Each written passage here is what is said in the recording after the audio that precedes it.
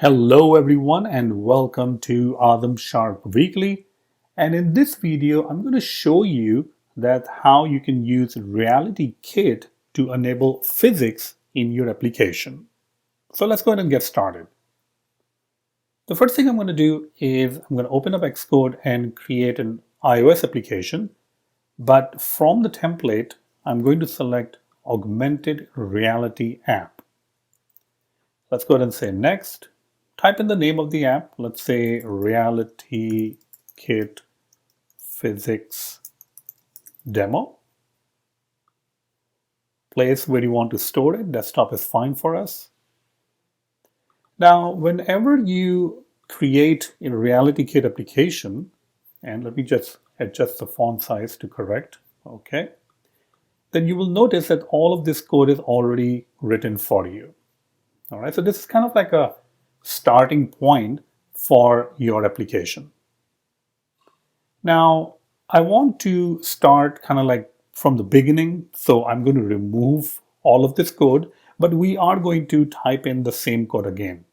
All right, so just keep that in mind. So let's go ahead and remove all of this stuff for now, because that's the actual function we want to type in. If you look at the content view, which is a SwiftUI view, from the body, we are calling ARView container, and we're just ignoring the edges. But whatever the ARView container returns, that will be our view. And ARView container is a UI view representable. This means that this is from UI kit, and we are representing it in our, in our world of augmented reality, or in SwiftUI basically. In order to conform to UI view representable, we need to implement make UI view and update UI view. Make UI view basically means that what kind of a view you want to create so that it can be displayed in SwiftUI environment. And update UI view simply means that if you want to update that particular view. Update UI view, we're just not going to pass anything. It's like we're not really updating the view anyways. So make UI view is where we will create a view. So let's go ahead and create something. I'm going to go ahead and create an AR view. And there's already something called AR view that you can create, making sure that you have imported RealityKit, which we have. Now in the AR view, we're going to pass in the frame to be 0. There we go. And let's go ahead and return the actual view. The frame will be determined by your camera itself. So when it's looking at the actual screen or the actual whatever the vision the camera is viewing, that will be the frame for your application for the AR view. The next thing that we want to do is to add something on the screen, like some sort of a virtual object. Now, before we add the object, I'm going to go ahead and create a material. You can think of a material as clothes, coverings for your object or for your virtual object. There are many different kinds of material that you can create. There's a simple material. There is a video material. There is also an occlusion material. We are going to simply use simple material, which can give you access to the color and if it's metallic or not. So what will be the color of that material? Well, you can use anything you want. I'm just going to go ahead and say purple. And if it's metallic or not. Now, if it's metallic, then it means it can reflect light. So go ahead and keep it metallic. It looks nice. Next up, we're going to create the mesh. The mesh is kind of like the skeleton of the object that you're trying to create. So let's go and we're going to create a mesh. And it will be mesh resource dot. And now you'll see many different things, or the meshes of many different things that you can create. A mesh of a sphere, if you want like a sphere, like a circle in 3D, a box, a plane. We're going to go with the actual, box with a particular size. I'm going to go ahead and give it a size of 0.2 meters. So 0.2 meter is actually pretty big, so make sure that you understand that all the sizing and stuff is in meters. If there is any radius for this particular mesh, you can provide some sort of a radius if you want. There we go. So it means that the box that we're going to be creating, which will be a 3D box, a cube, will have a corner radius of 0.005 meters. So it will be not completely edgy or edged. It will be a little bit, corner radius. It has a little bit of a curve. Now let's go ahead and create the box. We can use the model entity and pass in the mesh, which is mesh, and the material in an array. There we go. So this is going to create an actual entity. This will be our actual entity. All right. So anything that you want to add to the RealityKit environment, you have to add it as an entity. Whether it is a model entity or it is an anchor entity, it has to be an entity. Next up, we're going to go ahead and create an anchor. Now, this is an important part, creating of an anchor. What exactly is an anchor? I like to think of an anchor as just like anchors are dropped from a ship in the ocean, and whenever they are dropped, the ship kind of stays the same, right? So if I have to, with my really bad drawing, if this is a ship, right? This is a ship right there. There we go, a boat or a ship, and it's going to drop an anchor. I think it looks like this maybe, right? So this means that this particular ship is going to be stationary, kind of like hooked up to this anchor. It's not going to move, right? So that's the whole point of the anchor, is if you want to put something on, in your world, you can use an anchor. And there are many different kinds of anchors available. I mean, there's face anchor, there is also like an image anchor. But what we want to do is we want to create an anchor which is based on the plane, meaning horizontal plane if you have a table or the ground, or a vertical plane, which can be like your walls. So I'm just going to go ahead and create an anchor. And we'll create an anchor, we'll call it anchor entity. There we go. Now, one of the things to note over here is that when I write or pass in the plane, let's say if I pass in the plane over here, this does not even come up, which is weird, right? I mean, how will I tell the anchor that this anchor is for the horizontal plane? And horizontal plane, again, it means tabletop, it means a surface like a ground, floor, and it doesn't even come up. Like if I type in plane, that particular overload initializer doesn't even come up. So one thing that you have to always make sure when you're running or working with your RealityKit application is the simulator has to be set to an actual device, actual physical device, which is connected. Now I have there a couple of devices over here. I'm just going to go ahead and select iPad. And you can already see that the iPad, it says you have a lower version of the iPad. All right. So my iPad version is lower. You don't really have to go to settings and change it, but I'm just going to change it so that it satisfies my criteria of 17.0. But if your iPad is up to date and it's running whatever the latest version of OS is, just keep it like that. The most important part over here is that you are selecting your actual physical device. I cannot, say this more strongly. You make sure that when you are working with RealityKit, that your Xcode is connected to a physical device. Okay, very important. Okay, let's go back again. And the plane doesn't really appear still. Let's go ahead and type it out again. Sometimes it can take a little bit of time to find out. So anchor entity, you can see it has a lot of different things. The plane is right over here, so we can probably use that. And we can see horizontal plane.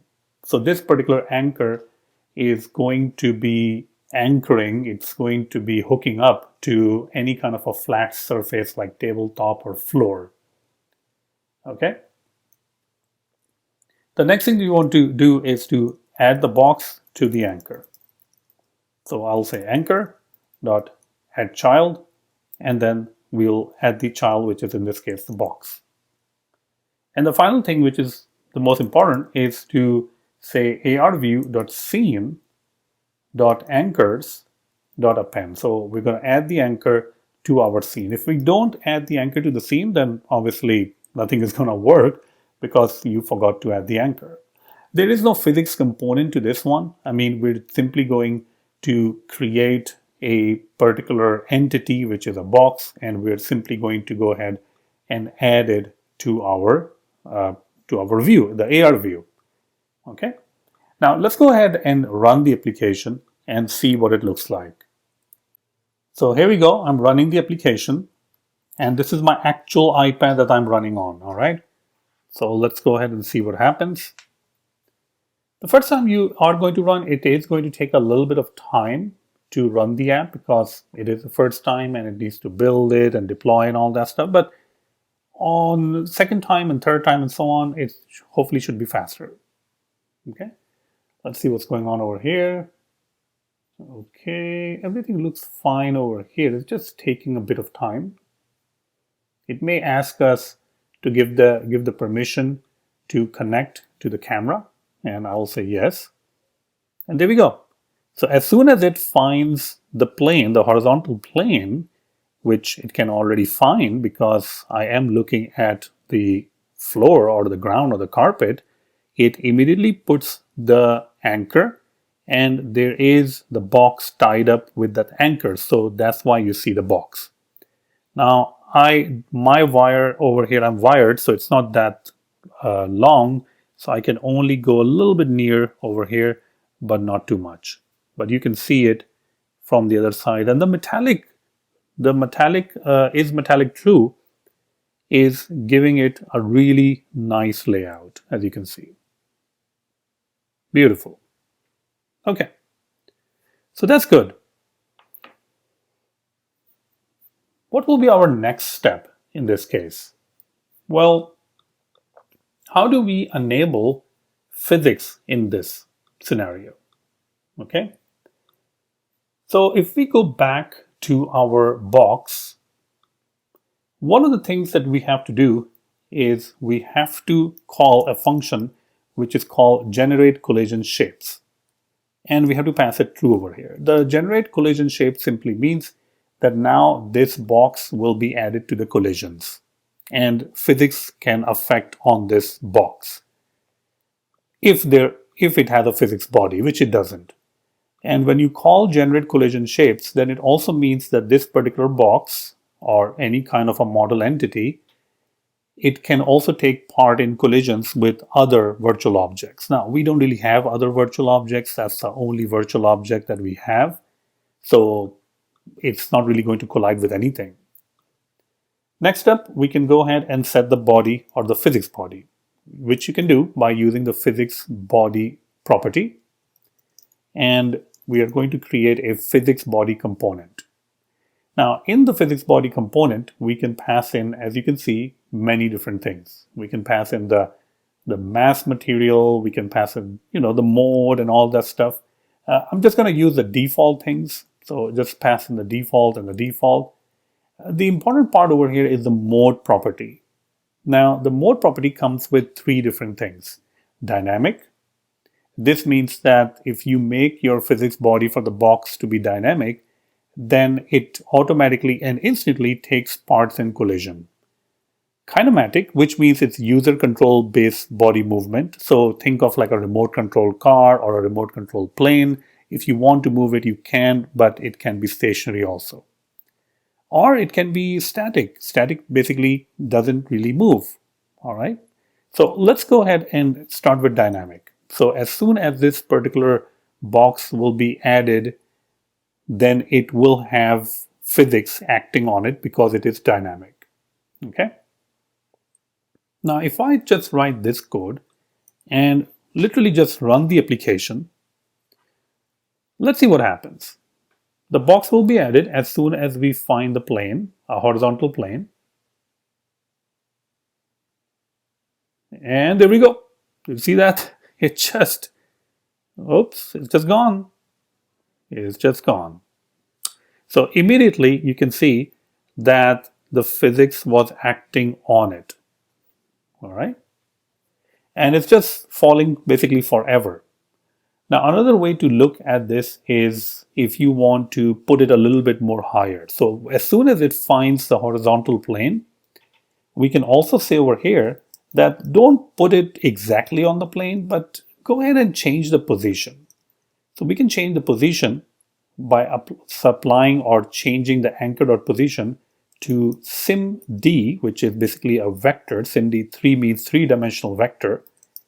And we can pass in any position on over here. So 0, 0, 0, which basically means, well, on X and Y and Z, it's just going to be 0, 0, 0. But if you do want this to be a little bit higher, I think we can try to manipulate the middle property, which is the y-axis, and we can pass it like minus 1.0 meters. So now hopefully when it finds the plane, it is going to add the box, but it's not going to be on the plane. It will be 1 meter above the plane. Let's see.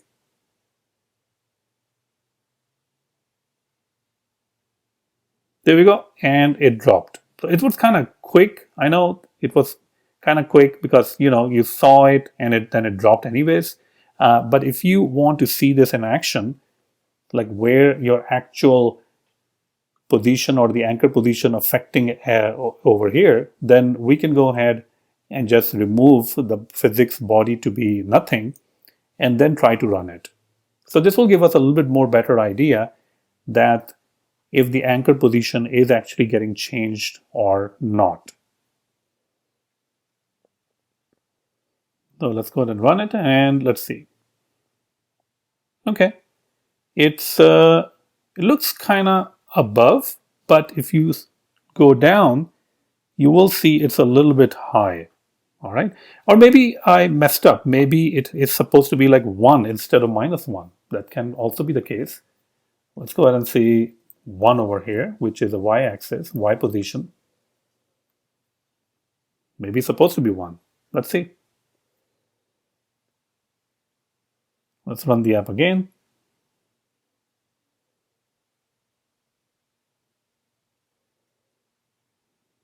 Okay, we don't really see anything right now because it was 1 meter. It's right here. So we can definitely see it's actually a really beautiful box, right? I mean, it's reflecting all the light, is metallic, looking really nice.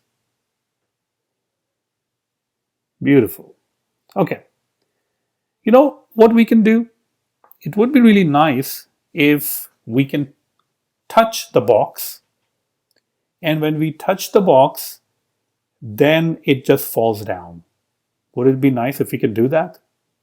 So let's go ahead and do that. But before we do that, let's go ahead and thank our sponsors. This video is sponsored by Azam Sharp School, your home for the best and the largest catalog for iOS development videos. Go ahead and visit azamsharp.school, and if you scroll down, you'll be able to see all the different courses that are available. I do provide membership options, but you can also purchase individual courses. As you can see, test-driven development, full stack development, even RealityKit fundamentals. The membership will allow you to access all the 21 plus courses, which is 120 plus hours of content. And I recently also started workshops. These are live workshops, 2 to 3 hours long. It will be a small size of 10 people or less, and I will give you all the instructions of building RealityKit applications or Swift UI application based on the workshop. So you can see the first workshop is coming up on February 24th, 2024, and it will be Introduction to RealityKit. We'll be learning about the fundamentals, gestures, models, physics. I mean, it's going to be a lot of fun. And then there are some other workshops on Swift UI fundamentals if you want to check that one out also. So go to azamsharp.school, check out the workshops, check out the courses, check out the becoming a pro member and accessing all the different courses. Everything is there for you. Thank you so much, and let's go back to the video. So the question now is, how do we enable tapping on a particular box or a particular virtual object. All right. Well, one of the things that we have to do is for the AR view, we can attach a gesture recognizer. So I can always say add gesture recognizer, and you can use UI tap gesture recognizer where the target is something which we don't know and the action is also something. And these are the two things that we need to fill out, the target and the action. Whenever we are using gestures, we like to use something called a coordinator. The job of the coordinator is to coordinate different kinds of events that are happening, from your view. So let's go ahead and create a coordinator. Now, when you're creating a coordinator, you should probably create it in a different file, but I'm just going to go ahead and create a coordinator right over here. So coordinator, which will be NS object, conforming to NS object, or inheriting from NS object, and then AR session delegate. Now you can see that when we type in AR session delegate, nothing really came up. So make sure that you import ARKit also. Okay, and ARKit will have the information about AR session delegate. Inside the coordinator, we will have a single property, which will be a reference to the view. It's weak because we don't really want our coordinator to own the view. And then we will have a single function, which will be handle tap. This will be of Objective-C type function because we'll be using selectors and all that. And it will take in the recognizer. Recognizer UI tap gesture recognizer. Great. So now we have the coordinator. How do we use this coordinator in our AR view container? We can uncomment this part, which is gesture recognizer. The target over here, we can say that the coordinator is supposed to be handling this. And the action is also in the coordinator.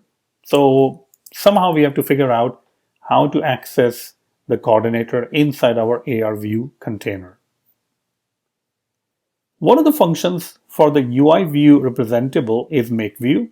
The other one is update UI view. But there is another function that we didn't implement, which is not really required but optional, which is make coordinator. And using this function, we can go ahead and return the coordinator that we have created. Make sure that you are changing this type to return the coordinator. There we go. Whenever you return a coordinator from make coordinator function, then that will be available using the property called coordinator through context.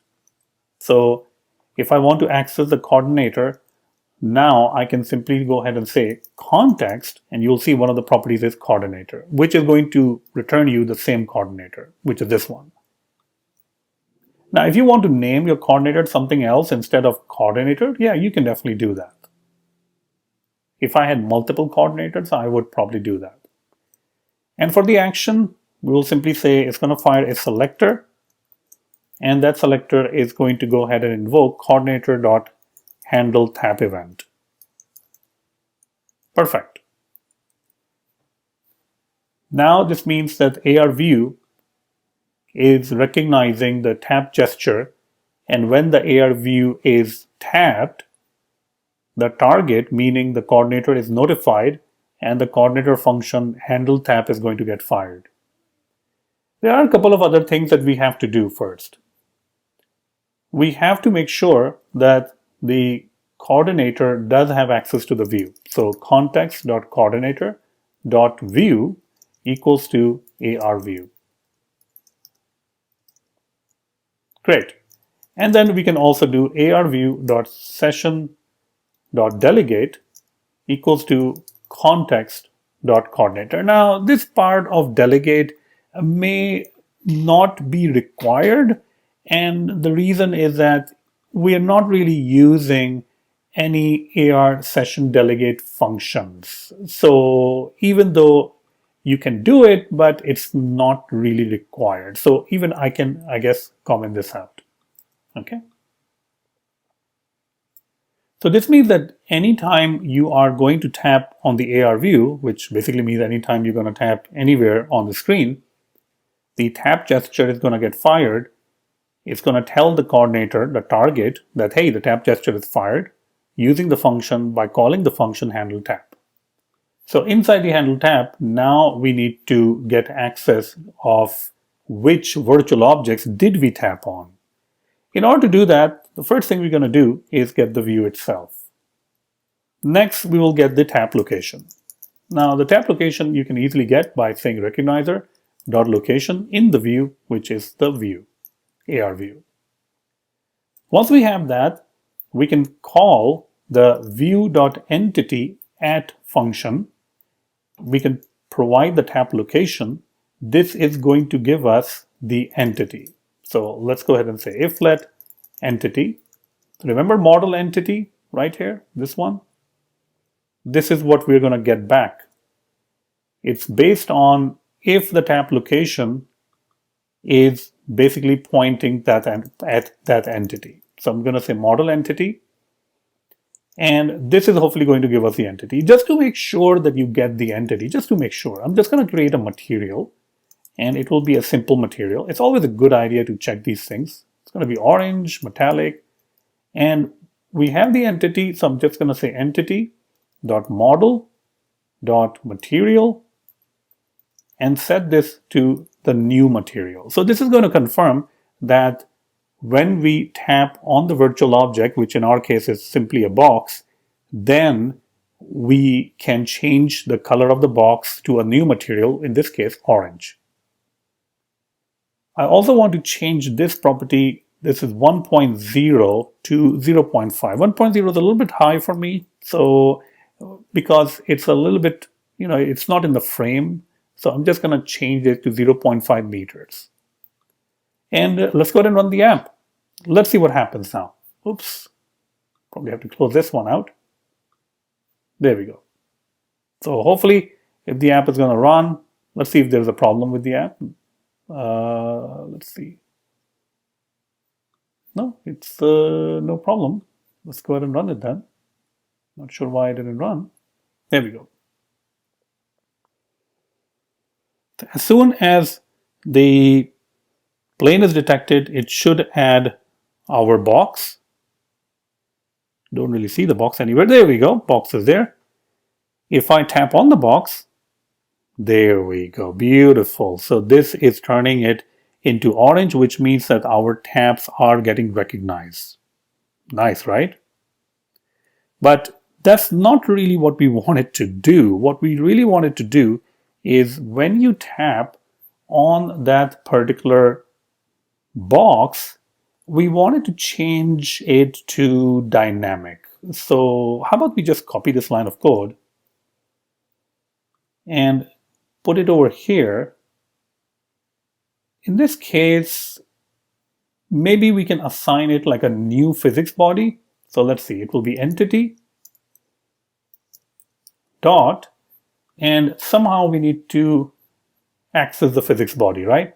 So how about entity dot, I think it does have a property called physics body, so we should be able to assign that. Let's go ahead and build it. Okay, and let's go ahead and run it and see what happens. So hopefully now when we touch the box, it should just fall to the ground. And the reason it should fall to the ground is because we are assigning it dynamic.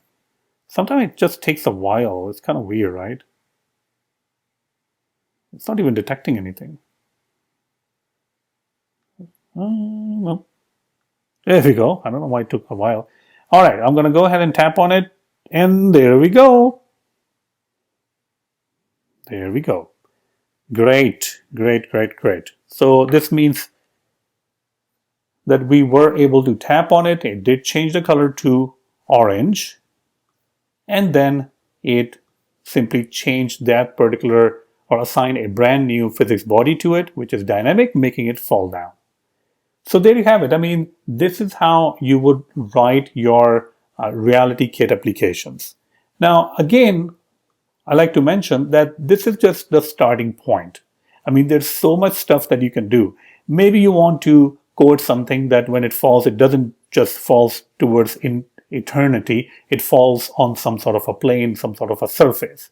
And that is why I'm always telling you that make sure that you check out the workshops. These workshops that I'm hosting, very, very important, and it will actually allow you to simply dive into the RealityKit framework. My last workshop that I did, it was completely sold out in a couple of hours. So make sure that you go over there. I have always prepared a very thorough, structured GitHub repository for you with starting point and the ending point. All the resources will be there. So it's going to be a lot of fun.